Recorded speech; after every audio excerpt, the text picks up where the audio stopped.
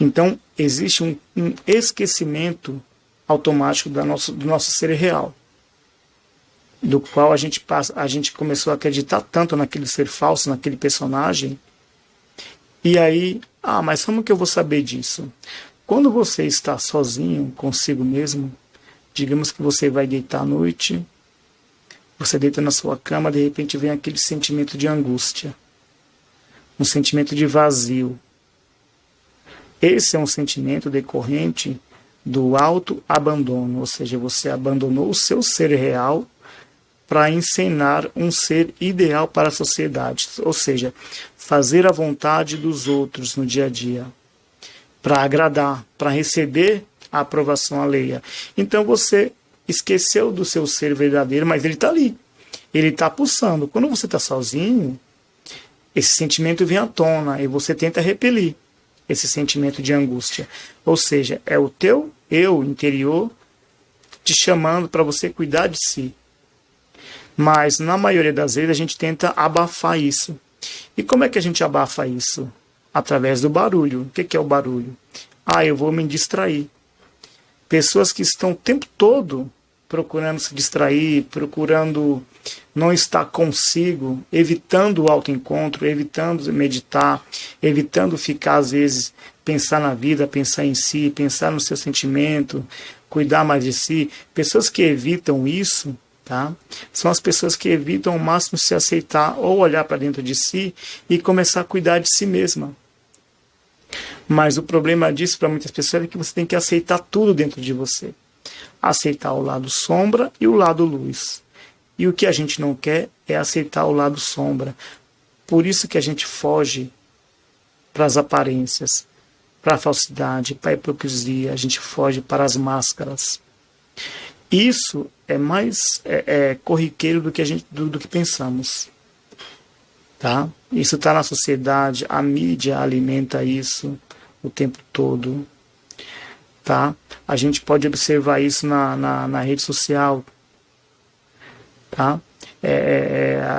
Onde pessoas elas postam o ideal que deveria ser.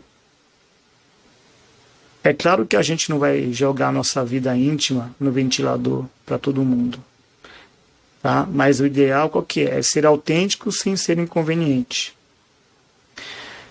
Mas quando a gente coloca uma máscara, quando a gente é hipócrita, o que a gente quer? A gente quer a aprovação dos outros, a aprovação alheia.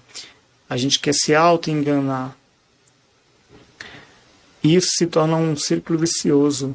Quanto mais máscaras, quanto mais enfeite você coloca na sua pessoa, mais você vai sentindo uma angústia interior. Porque é algo que não alimenta, que não preenche. A busca por enfeite, o que é enfeite? Enfeite é tudo, consideração social, cargos, títulos, aquela bajulação, às vezes barata, que a gente sabe que é mentira, mas a gente gosta. Então tudo isso a gente vai alimentando o ego, porque o ego gosta disso. O ego gosta tudo do passageiro, do superficial. Mas quando você está consigo mesmo, quando você para, o que a gente evita muito, quando você para meditar, o que vem à tona? O sentimento, a consciência, o coração pulsando ali, ó. Olha para você. Será que você não estou procurando agradar muito os outros? Estou deixando de fazer as minhas vontades interiores para agradar a uma plateia exigente, muitas vezes má, tá? Porque as pessoas costumam endeusar alguém e quer que aquela pessoa atenda a esse Deus que às vezes elas não são, mas querem que o outro seja. Então você se torna escravo do mundo social, escravo do meio. Mas quebrar essa barreira de agradar o mundo e agradar a si mesmo não é fácil, tem que ter muita coragem. Sabe lá, os pássaros, né? Eles voam sempre na mesma direção, juntos. De repente, um daqueles pássaros decide mudar de rota. Eu vou seguir numa outra direção, eu vou atender ao meu interior, à minha intuição, vou seguir numa outra direção. É claro que aqueles outros pássaros vão chamar ele de nosso pássaro metido, orgulhoso, sabe? Vão dizer que ele é individualista, que ele é egoísta, por pensar no seu interior, por pensar na sua felicidade. Então é aí que está a decisão final: agradar aos pássaros, agradar as multidões, ou agradar o seu interior, a sua pessoa, a sua personalidade, o seu sentimento. Porque isso é um ciclo viciante, tá? Quem é que aguenta 24 horas encenar um personagem para agradar alguém? Aí quando você vai para uma relação mais próxima, seja no trabalho, seja uma relação conjugal, aos poucos vão aparecendo traços reais da sua personalidade. E se o outro não tiver uma visão além da aparência, ele vai estranhar. Nossa, você era assim há pouco tempo atrás, eu não conhecia esse lado seu. Porque a gente procura muito o quê? O perfeito no outro, a gente procura o ideal no outro, a gente procura a perfeição que não temos no outro. E aí é uma maldade da nossa parte fazer essa exigência para alguém. E o outro, ele soa o tempo todo para atender a nossa expectativa. Mas há momentos que você se entrega. E o seu maior medo, qual que é? É que o outro não aceite esse lado sombra da sua personalidade. E tem pessoas que são heróis em encenar a vida inteira. Eu digo herói porque não é fácil você encenar uma pessoa que você não é durante muito tempo. Tá? Mas qual que é o desafio de todos nós? É aceitar-nos, aceitar a nossa ideia, o nosso ser real, a nossa singularidade. Esse é o desafio. E aí cabe também o desafio de aceitar os diferentes, que muitas vezes a gente tem os diferentes como sendo pessoas erradas, e às vezes não são pessoas diferentes. Há uma grande dificuldade nossa em aceitar o diferente. Por isso que às vezes o outro tem medo de ser realmente quem ele é. E aqueles que não conseguem ser autênticos na sociedade odeiam aqueles que são autênticos, que não fazem questão de agradar a plateia. Então, a pessoa, para ser autêntica, em um mundo dominado pelo ego, realmente precisa ter muito amor a si mesmo, gostar de si mesmo, autoaceitação e priorizar a sua felicidade, e não priorizar o que a sociedade acha que é bom, porque a sociedade ela gosta de padrões. Ela gosta de padronizar e odeia aqueles que são singulares, que são autênticos. Por quê? Há uma inveja. Poxa, ele teve coragem de ser autêntico. A pessoa tem coragem de ser quem ela é.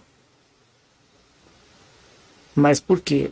O indivíduo priorizou a própria felicidade em detrimento da felicidade dos outros, daqueles que não têm coragem, muitas vezes, de aceitar o seu interior. Então acaba se procurando um padrão. É o grande dilema na fase da adolescência para a fase adulta. Que modelo eu vou adotar para ser na sociedade? Os adolescentes têm muito isso. E ser autêntico é uma virtude ser autêntico. Tá? É claro que a maioria de nós não somos 100% autêntico. Ninguém é 100% autêntico ainda. Isso é um processo longo ainda, porque a gente vem de uma trajetória de milênios adotando máscaras, adotando modelos, adotando personagens. Tudo isso pelo fato de não aceitar a nossa singularidade, aceitar quem somos. Porque somos únicos, somos singular. Deus, quando faz uma pessoa, ele joga a forma fora. Tá? Por que a gente tem que procurar um padrão? Se você olha na sociedade, se você olha na Terra, a diversidade ela é patente, ela é o retrato da divindade. Olha para o céu, é muito difícil você achar um planeta igual ao outro. Vai na Amazônia, é muito difícil você achar uma espécie de animal igual a outra. A diversidade é enorme. Então, a busca por padrão é contrária à nossa natureza. Que vantagem teríamos em ser cópias um dos outros? É o que a gente procura toda hora, ser cópia um dos outros. Mas aí há um grande processo, né, interior que a gente precisa fazer. Primeiramente, aceitar a nossa história de vida, as nossas vivências na vida, os desafios que a gente passou. Isso enriquece o nosso interior, enriquece a nossa pessoa. Cada um de nós tivemos experiências diferentes na vida, tivemos aprendizados diferentes. Às vezes o que faz um feliz não faz feliz o outro. Então, como que eu vou buscar um modelo social de felicidade? Se as pessoas são diferentes, nem tudo vai fazer as pessoas felizes. Não existe um padrão de felicidade.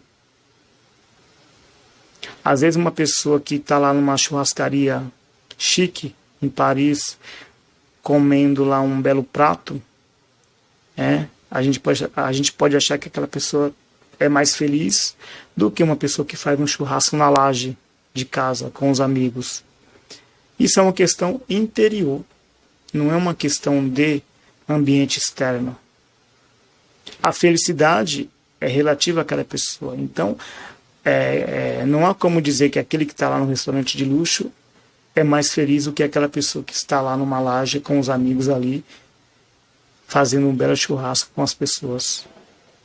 Porque é uma questão interior. Então, o padrão não serve.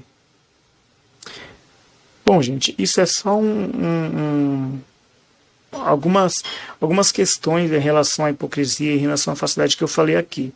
Mas esse é um tema muito complexo, muito extensivo, cabe discussão, cabe conversa.